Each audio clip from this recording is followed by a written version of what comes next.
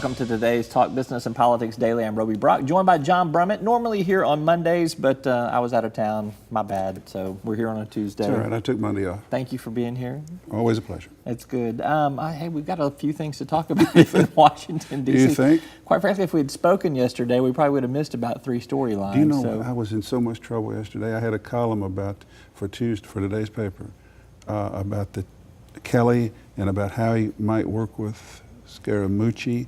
And if that had been announced about an hour later, it would have been too late to change my column, and I would have had the most irrelevant newspaper column ever.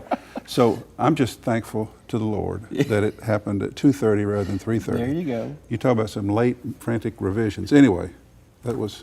I read it today. It's a good column. Well, thank you very much. So let's talk about that. So you've got John Kelly in as White House Chief of Staff, Reince Priebus out, Scaramucci now out. Right. Is this all good? Is this good, bad, and ugly in combination? It's mostly good in terms of what it would conventionally signal, which is that Trump has realized his White House has been a holy mess and that it needs now to have some structure to function better.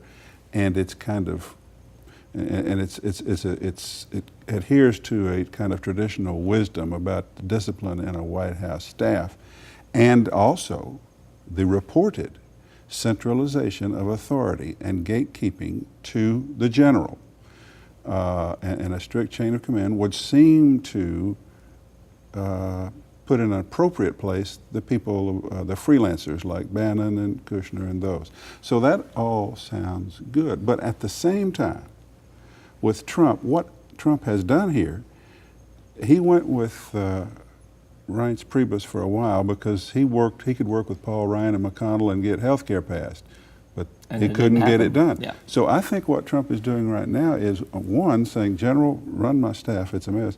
But two, I need to go back to the way I was in the campaign when I was my own independent force, ridiculing the Republican establishment or being separate from it, sort of being his own separate political party. So as I've said this morning, look for more structure from the White House staff and more effectiveness, because I think the general can run that. But in terms of the personal politics of Trump, I think those may become even more Trump-specific to his behavior and more erratic and more outside the norms. So I'm looking for it to go 2 different directions.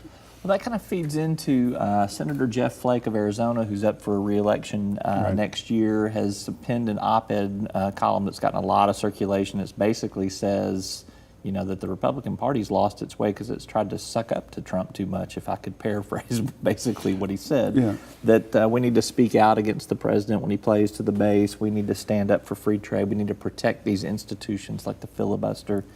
Why would Flake do that, do you think?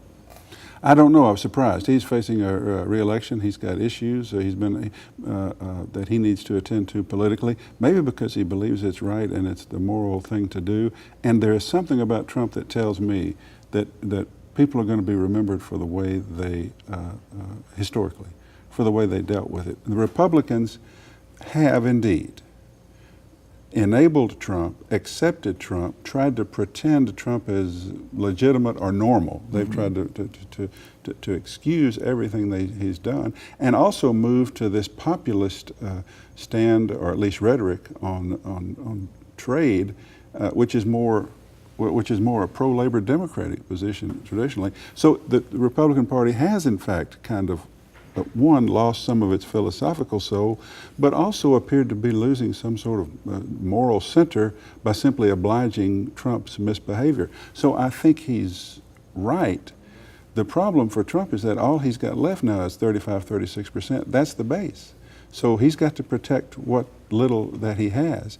And I think that's what I think he is now, while Jeff Flake is penning an op-ed about how the Republicans need to move away from Trump, I think Trump is perfectly happy now to move away from them. Yeah. It is a very pivotal time in American politics. We're going to see the Republican Party with a president nominally of its party who will operate independently of it and seek to be his own force, while the Democrats try to work with all of that. It's almost going to be like Perot got elected. almost an independent presidency, and it's just going to be remarkable to watch. I sense that you, and this is what we're speaking to, really for the first 6 months or so of the Trump presidency, Republicans have tried to work with this president, and like you say, they've flanked him and protected him on things that would normally result in a president getting thrown under the bus. And maybe that honeymoon period's just over, and it's like, all right, we've tried, it didn't work. Trump's decided to go one direction. The Republicans have decided to go another direction, although I still think they will be quite protective of the R in the White House. They still need him to sign legislation, but they need him to sign legislation, and there are pockets in this country where members of Congress need his popularity, which exceeds theirs. So there's that. It's if Trump can begin to repair himself at all, and there's thought that maybe he could, that a lot of the nonsense that has bedeviled him in the White House is now going to settle down under a no-nonsense general, and maybe Trump will tweet as he did today, sort of silly but not incendiary. And if you can move away from health care and the Republicans can get taxes cut, that's what they exist to do, that Trump can continue to draw the Republicans to him. But I think he needs to, and it's not just, this is not all on Trump. Trump was persuaded during the transition, the Republicans will do this repeal and replace for you. Bring in Reince Priebus, he and Paul Ryan and Mitch McConnell, and everybody said Trump was detached from it, and he was, and I think he's not interested in the policy, but I think it was tactical. He's going to leave it to the Republicans to do it.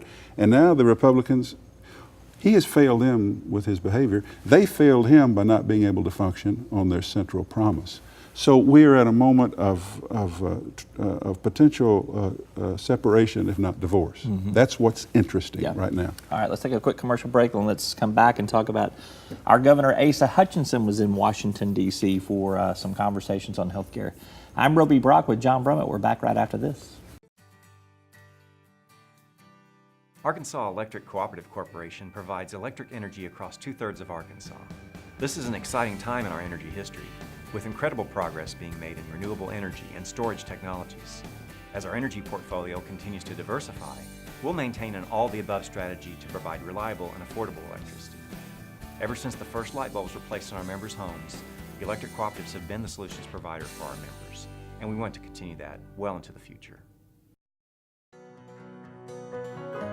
Each day, the promise of our nation begins again. Arkansas and America, moving forward. I help make that promise a reality. It's not for everyone, but people everywhere depend on us. Oh, I love you too, sweetie. Trucking delivers, or everything stops. And that's what drives me. I did. Welcome back to Talk Business and Politics Daily. I'm Roby Brock with John Brummett of the Arkansas Democrat-Gazette. All right, our Governor Asa Hutchinson in Washington, D.C. on Monday to Summoned to the White House to talk about health care with some other Republican governors and some administration officials who actually have the ability to get some stuff done. I sense that the governor may be quite influential in what's going to be reincarnated as a phoenix of this health care debate. Maybe. This is very interesting, and this also goes to what we just talked about. Is there going to be some normalization and more conventional practice out of the White House? And is the White House so sick of the way the Republicans couldn't get health care done that they're going to take it to themselves? But this is interesting.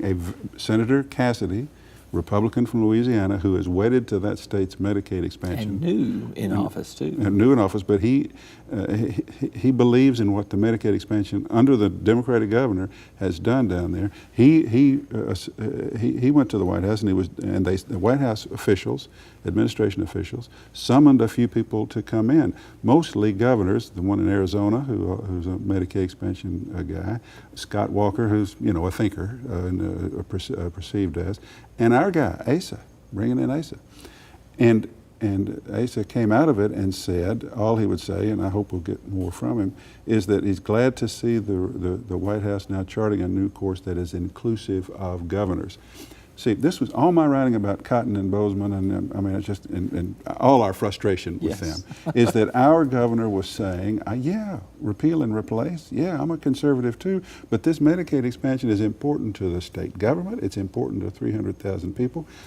Bozeman and Cotton managed to take a walk on that because McCain and Murkowski and Collins and others took positions for them. But somewhere along the way, the word was signaled to the White House.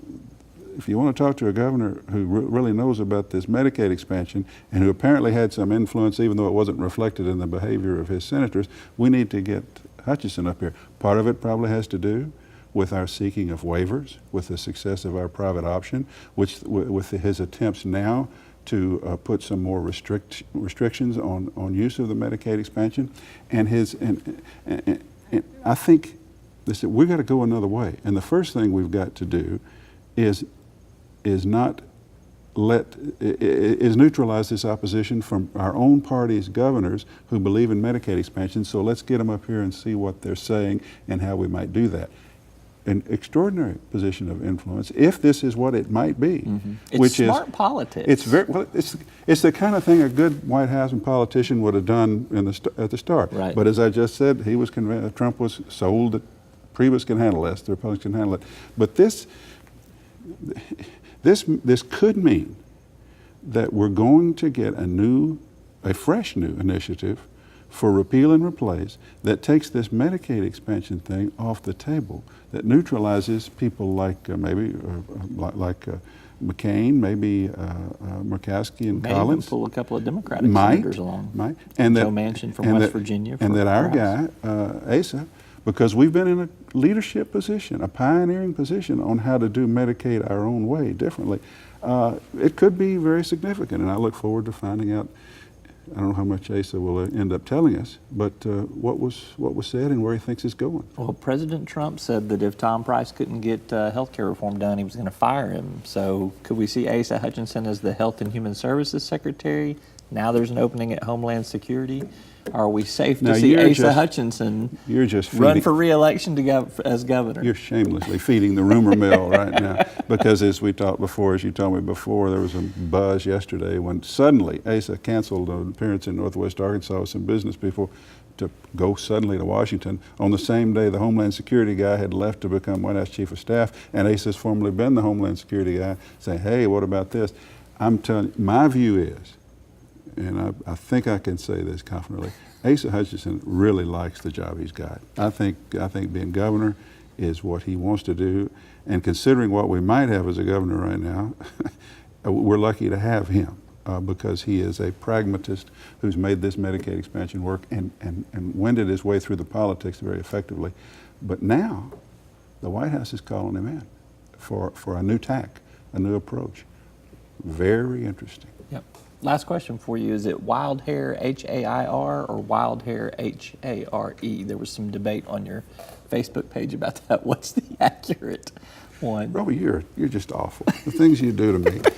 I had a column Sunday on Sarah Huckabee. I'm quite proud of it, and was well pleased with it, and getting a lot of favorable comment on it Sunday morning, till a woman professing to have a PhD behind her name and knowing something about the language, told me that was I making a pun, wild hair, by saying that Trump got a wild hair, H-A-I-R.